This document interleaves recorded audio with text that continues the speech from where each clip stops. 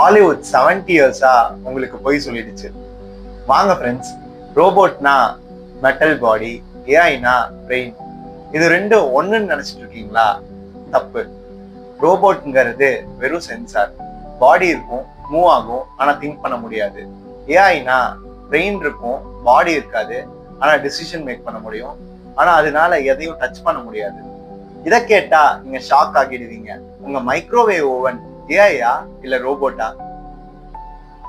அது ரெண்டும் இல்ல, அது ஜஸ்ட் டைமர். உங்க ஸ்பாட்டிஃபை தான் பியோர் ஏஐ. அதுகிட்ட பிரெயின் இருக்கும், ஆனா நோ மெட்டல், அதனால எதையும் டச் பண்ண முடியாது. சாட் ஜிபிடி ஒரு பியோர் ஏஐ, அதனால டெசிஷன் மேக் பண்ண முடியும், ஆனா ஃபேக்டரி ஆம்னால ஒரு டெசிஷனும் மேக் பண்ண முடியாது. அது ஜஸ்ட் மெட்டல் பாடி, அதனால அது ரோபோட்.